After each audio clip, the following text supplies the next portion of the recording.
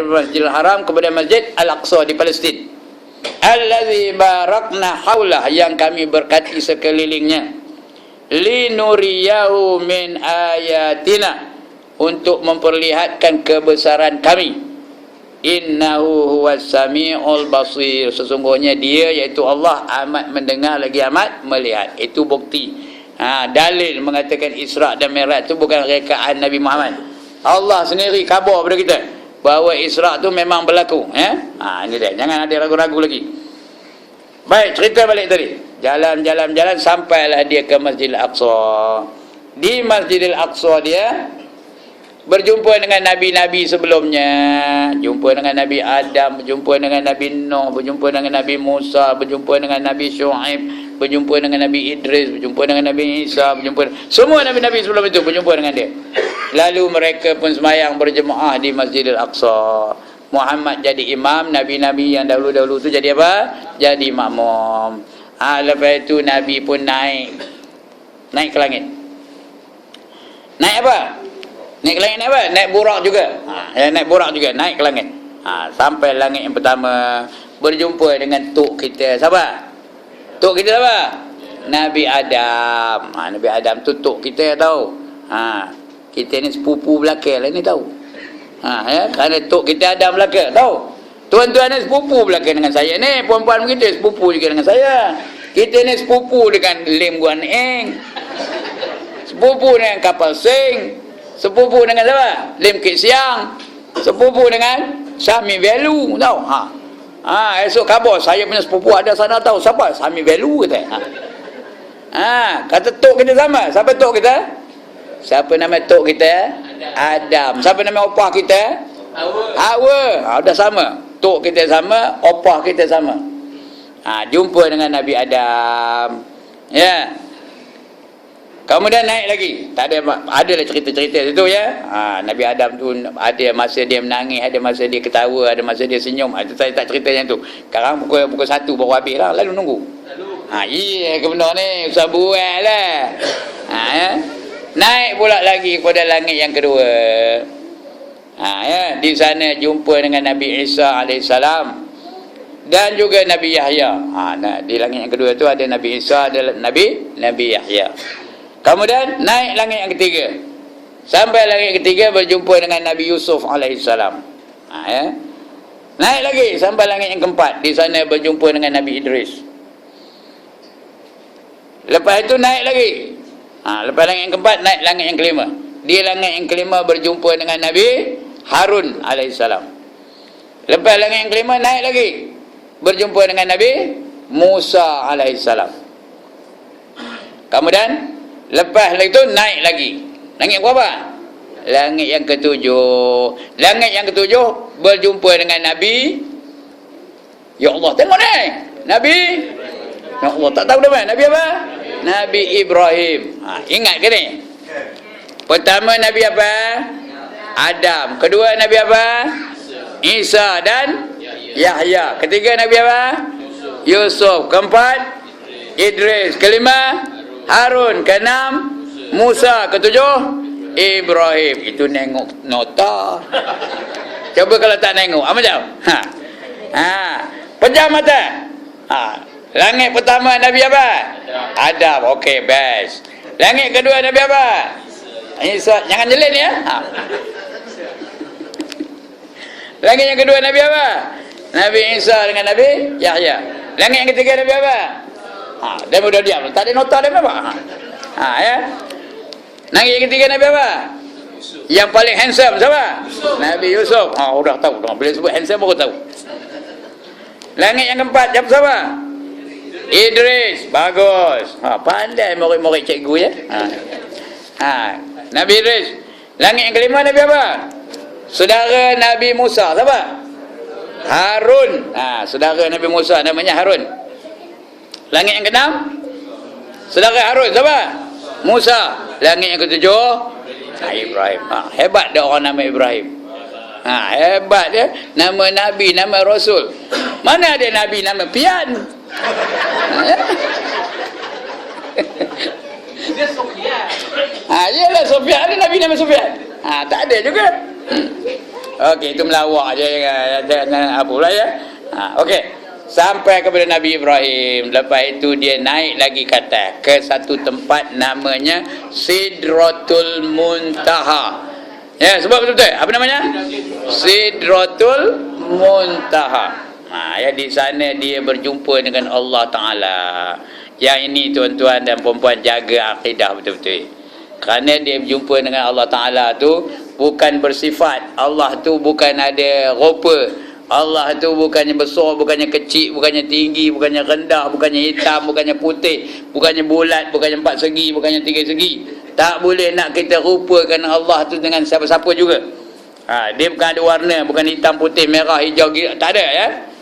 Macam mana Allah tu? Laisa kamislihi syai'. Itu Allah Ta'ala ya. Bila ditanya Nabi pun macam mana rupa Allah tu, dia jawab laisa kamislihi syai'. Jaga akidah ni. Tapi dia nampak Allah tu, dia berdepan dengan Allah secara jaga. Macam mana rupanya? Apa jawab? Entah. Betul tu. Macam mana rupanya? One more time. Mana-mana rupa Allah? Entah. Betul tu. Bila entah tu baru betul. Jangan dirupakan dengan mana-mana satu. Kalau nak merasa masuk syurga lah. Faman kana yarju liqa'a rabbih falyamal amalan salihan wala yusyrik bi ibadati rabbih ahada, kata Allah dalam suratul Kahfi. Ujung sekali. Barang siapa berharap nak berjumpa dengan Tuhannya, artinya siapa berharap nak masuk syurga, kerana kita hanya boleh jumpa Tuhan di dalam syurga. Nak mencari Tuhan di Bidor ni tak jumpa. Nak mencari Tuhan di kampung Datuk Kamarudin ni tak jumpa. Nak cari Tuhan di kampung Poh tak jumpa. Nak mencari Tuhan di Jeram Kuang tak jumpa. Nak mencari Tuhan di Sungkai tak jumpa. Nak cari Tuhan di mana? Di syurga saja. Di syurga boleh kita tengok Allah. Wujuhun yawma idzin nadhirah. Pada hari itu muka-muka mereka berseri-seri. Ila rabbiha nadhirah. Dan kepada Tuhan mereka dapat melihat, dapat menelik dengan sebenar-benarnya. Itu dia ya. Syarat nak masuk syurga 2 aja, bukan banyak benar. Syarat nak masuk syurga tu 2 aja. Apa dia? Beriman dan beramal soleh. Tu aja, bukan teruk benar. Senang ke susah nak masuk syurga? Beriman dan beramal soleh, 2 aja. Senang ke susah? Sekali lagi, senang ke susah? Senang. Apanya senang? Apanya senang? Nyebutnya, buatnya belum tahu ya. Okey. Balik cerita Nabi tadi ya. Dia semayang bersama-sama dengan Rasul-Rasul, naik ke langit, jumpa dengan Rasul, kemudian pergi jumpa dengan Allah Ta'ala. Allah bagi dia 2 perkara. Pertama, Allah beri dia, anugerahkan kepada dia pingat kebesaran yang tertinggi yang boleh dicapai oleh manusia, iaitu pingat tu namanya Habibullah. Sebut sekali lagi, Habibullah. Sekali lagi, one more time. Artinya kekasih Allah. Dia seorang je dapat pingat itu, yang lain tak dapat. Itu pingat yang tertinggi. Itu lebih baik daripada pingat-pingat dunia ni. Lebih baik daripada Tan Sri, lebih baik daripada Datuk Seri, lebih baik daripada Tun, lebih baik daripada PJK, lebih baik daripada AMN, lebih baik daripada TNB, lebih baik daripada JKR, lebih baik daripada apa lagi? PPRT. Itu dia ya. Kemudian Rasul tu dapat apa? Dapat perintah semayang. Berapa waktu? Mula-mula berapa waktu? 50 tau. Nabi dapat perintah semayang sehari semalam 50 waktu. Ya. Nabi tak ada komplain, tak ada bantah, terima je. Dia seronok, malahan seronok menerima perintah semayang 50 waktu tu. Seronok benar dia menerima tu. Bangga dia. Kerana 50 kali sehari boleh berjumpa dengan Tuhan. Banggalah dia. Ya, dia boleh terima. Jadi dia pun turun, tak ada cakap apa-apa. Sampai langit ke-7, jumpa dengan siapa? Dah lupa tu. Sampai langit ke-7, jumpa dengan siapa? Nabi Ibrahim. Nabi Ibrahim tak ada tanya apa-apa. Dia pun turun lagi. Sampai langit ke-6, jumpa dengan siapa? Jumpa siapa? Nabi Musa. Ditanya Nabi Musa, apa kamu dapat naik berjumpa dengan Allah tu ya Rasulullah? Kata Nabi Musa, kata Nabi Muhammad, aku dapat pangkat Habibullah. Alhamdulillah, kata Nabi Musa, ya. Seronok dia dengar Nabi Muhammad tu dapat pangkat.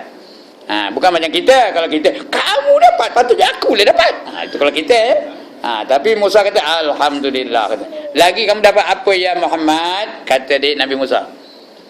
Kata dia Nabi Muhammad, aku dapat 50 waktu semayang sehari semalam. Tahu katanya. Bangga aja bunyi dia ngabur gitu. Aku dapat 50 waktu tahu berjumpa dengan Allah. Setiap hari 50 waktu sehari semalam. Tahu katanya. Bangga aja bunyinya. Ya, seronok bunyinya. Kata adik Musa, berapa mat? Kata, 50 waktu tahu katanya. Dengan bangga lagi. Muhammad, kata Nabi Musa, aku ni umat yang gagah perkasa. Umat aku ni pun tak lalu nak semayang 50 waktu sehari semalam. Ini kan pula umat kamu yang kemetut. Ya tak kemetut belaka ni? Kemetut tak ni? Semua kemetut belaka. Ya? Yang kereput-kereput, yang berkedut-kedut. Ya? Tak lalu umat kamu, kata Nabi Musa. Ya ke? Kata Nabi Musa. Naik balik, minta korang katanya. Ya? Nabi Musa ni memang gagah tau. Ditumbuknya tentera Fir'aun tu mati tau. Sekali tumbuk mati, penumbuk sulung mati. Hebat tak? Hebat lah tu. Hari ni ada orang numbuk mati? Mana ke guru-guru silat? Ada ke numbuk mati? Tak ada. Sapuk biki tu Johan Olimpik, bukan Olimpik, Johan apa? Johan apa tu? Commonwealth Games. Ya? Ada numbuk mati? Tak ada jenuh tak dia mati. Mike Tyson ada numbuk mati? Tak ada, gigit telinga haram mati pun. Tapi Nabi Musa tumbuknya tentera Firaun mati. Ya. Gagah perkasa. Tinggi pula tu, besar orangnya. Ya. Batu tak terangkat orang lain dia boleh angkat. Itu Nabi Musa, ya. Pun tak lalu, kata dia Nabi Musa, minta korang wahai Muhammad. Dia pun naik, minta korang. Dapat korang berapa? 5. Tinggal berapa? 45. Turun lagi, jumpa balik Nabi Musa. Berapa mat? Kata Nabi Musa, 45. Kata dia. Bangga aja bunyi. Minta lagi ya Muhammad. Tak lalu umat kamu. Ya ke tak, kata Musa tu tak lalu ni? Ya ke tak? Kalau 50 waktu siapa lalu angkat tangan? Saya nak tengok benar siapa orang yang lalu 50 waktu dari semalam. Ya, kalau 50 waktu selang berapa masa kita ni kena semayang? Sehari semalam 50 waktu. Sekali semayang selang berapa masa? 20 minit. 20 minit. Cukup 20 minit? Allah Akbar. Cukup 20 minit. Saya ceramah ni dah berapa lama dah? Berapa kali semayang dah agaknya? Ya. Tengah ceramah-ceramah, waktu makin tu Allah Akbar. Lepas tu ceramah balik betul Allah. Macam? Ya. Mujur lah. Itu tengah ceramah boleh tahan lah, kita tengah ingatkan Allah. Kalau tengah main bola, tengah gelecek, open goal tu nak skor, Allah Akbar. Boleh? Tu saya buat lah. Ya. Mujur lah dia Nabi Musa ketika itu. Naik balik, minta korang. Jadi 45, jadi 40. Lepas tu turun. Sampai berapa? Sampai 5. Ditanya Nabi Musa lagi, berapa Muhammad? 5 katanya. Naik lagi katanya. Minta korang lagi katanya. Kata Nabi Muhammad, minta maaf lah, aku tak nak lagi minta lagi korang. Malu aku jumpa dengan Allah. Itu pula 9 kali nawa. Tuan-tuan beli barang ada ke nawa sampai 9 kali? Pergi kedai buku tu, berapa dia buku ni tokek? Kata RM50, kurang lah sikit. Kata dia pun tak apalah, kurang awak punya pasal, kurang lah kata 45, kurang lah lagi 40 lah, kurang lah lagi dapat 35, kurang lah lagi dapat 30, kurang lah lagi. Lepas tu apa jawabnya kaya? Apa jawabnya? Awak tidur saya punya rumah lah senang kata. Pindah saya punya rumah ya. Ini sampai 9 kali turun naik minta korang. Tahan dia tu. Tahan malu, bukan untuk dia boleh buat. Dia malu tu untuk siapa? Untuk kita. Dia minta korang tu untuk kita. Begitu prihatinnya Nabi Muhammad dengan umat dia. Dia tak nak kita menderita. Sebab itu bila Nabi Muhammad SAW sedang sakit mati, tahu apa doanya? Ya Allah, ya Tuhanku, kalau macam inilah dahsyatnya sakit mati, kamu kumpulkan semua sakit mati umat aku ni, biar aku seorang nanggungnya. Nampak tu? Ada orang apa tu? Kenapa dia sanggup menanggung sakit mati yang begitu dahsyat tu untuk kita semua? Rupanya doa ini tak terima adik Tuhan. Mujur pun. Kalau terima adik Tuhan macam? Tengah duduk sedap-sedap tu mati. Kerana dah tak ada sakit mati. Begitulah prihatinnya baginda ni dengan umat dia. Kasihnya, sayangnya kan kita. Begitu kita menderita, naik turun, naik turun, naik turun, minta supaya dikurangkan. Akhirnya tinggal 5. Lagipun kata Nabi Muhammad, Allah sudah janji siapa semayang 5 waktu sehari semalam, dia dapat pahala seolah-olah semayang 50 waktu. Maka turunlah Nabi Muhammad daripada langit ke-6 Nabi Musa tadi sampai langit ke-5, ke-4, ke-3, ke-2 dan sampai langit yang pertama, dan turun ke bumi. Sampai ke bumi itu macam-macam lagi pemandangannya, tapi tak ada cerita malam ni ya.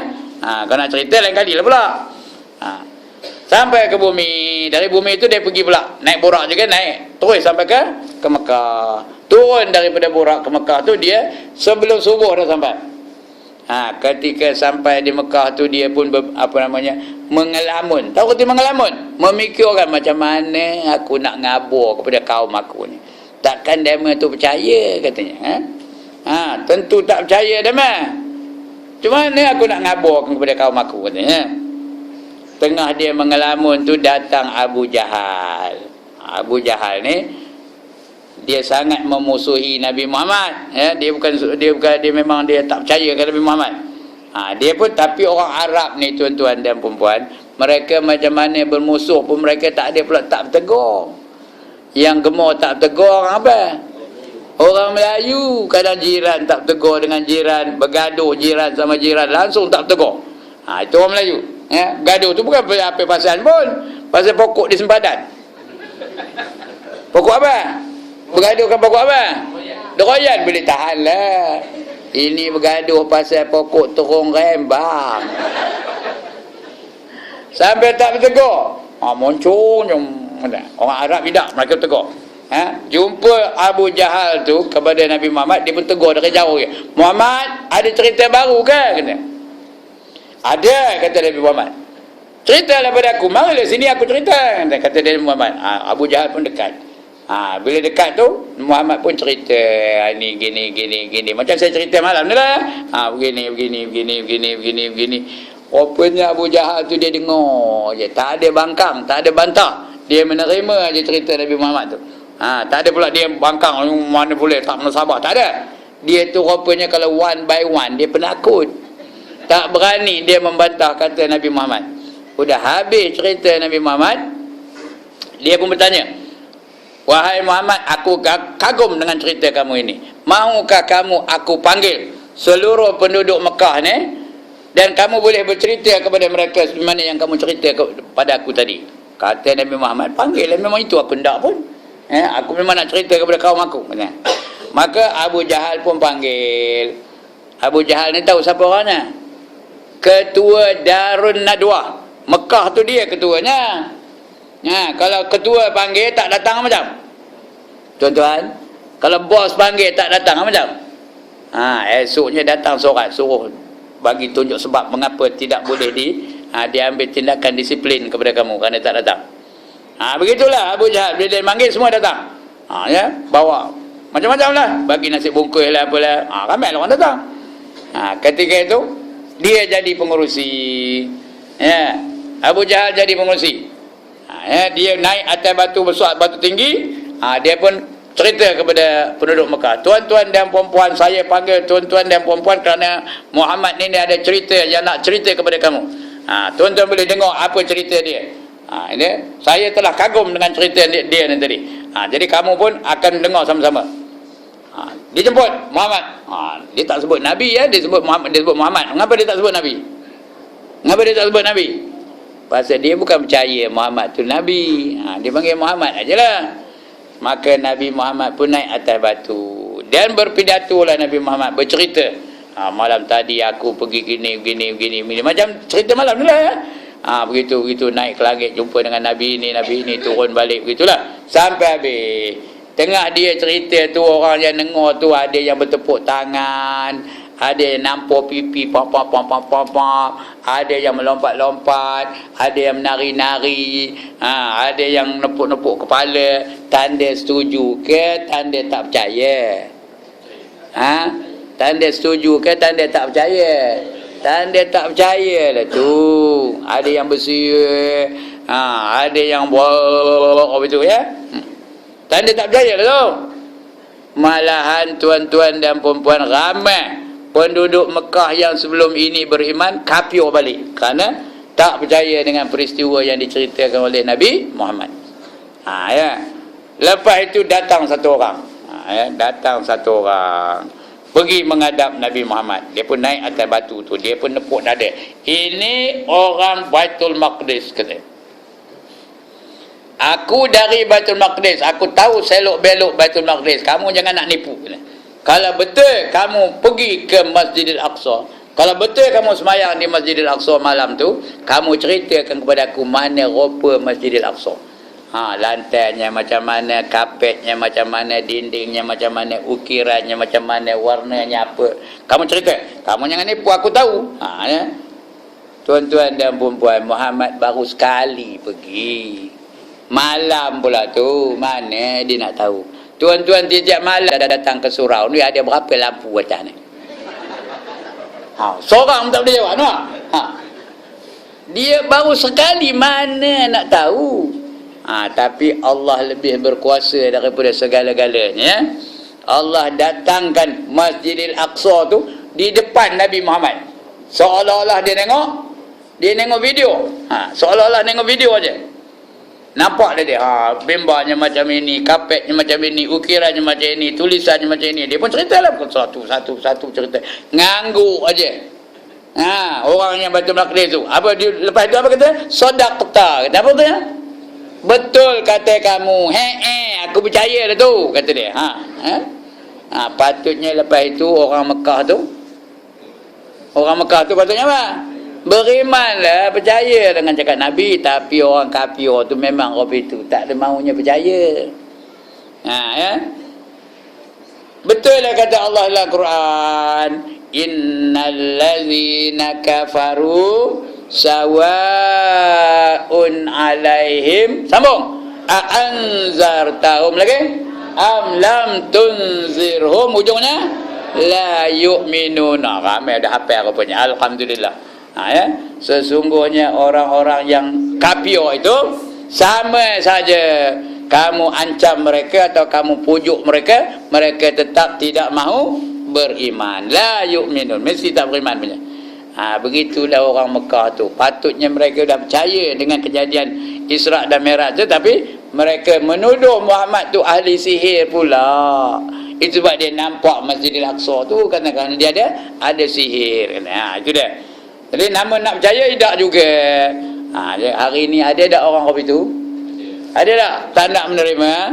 Orang nak melaksanakan hudud dalam negara ini, tolak hudud mana boleh. Nanti akan huru hara dalam negara kita ni. Ada tak orang cakap kopi tu? One more time. Ada ke tak ada? Ada. Nampak? Ya? Tak percaya aja.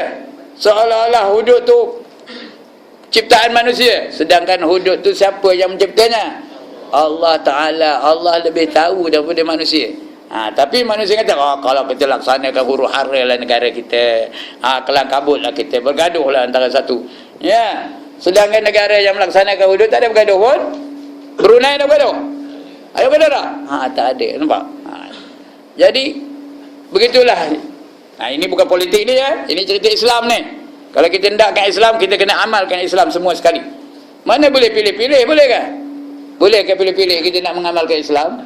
Tak boleh. Ya ayyuhallazina amanu dukhulu fis-silmi kaffah, kata Allah. Wahai orang yang beriman, masuklah kamu ke dalam Islam itu kesemuanya sekali. Wala tattabi'u khutuwati syaitan, jangan kamu ikut pujukan daripada syaitan. Innahu lakum aduwwum mubin. Sesungguhnya untuk kamu, syaitan itu adalah musuh kamu yang paling nyata. Inilah dia peristiwa ini. Menguji keimanan kita. Percaya ke tak? Kalau percaya, alhamdulillah, kekal kita dalam keadaan beriman. Kalau tak percaya, Ngaku dah Islam tapi Tuhan tak terima keislaman kita. Wallahu alam. Habislah cerita itu ya. Tuan-tuan budak lenguh ke tak? Sabuai lah. Tengok tu dah apa tu mulai bersilai betul selemput betul silai balik betul selemput balik. Rasa-rasa nak belunjur segan pula ustaz ada depan. Ya. Dah berhentilah tu. Ya. Jadi tuan-tuan dan puan sekian dulu untuk malam ini ya. Agak panjang. Berapa lama nanti jam? Berapa lama?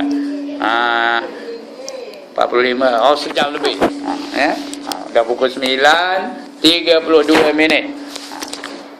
Saya start tadi pukul 8. Maknanya 1 jam 32 minit. Panjang tu. Sejam setengah ya. Cukup dah tu. Kalau panjang umur kita jumpa lagi di masa-masa akan datang.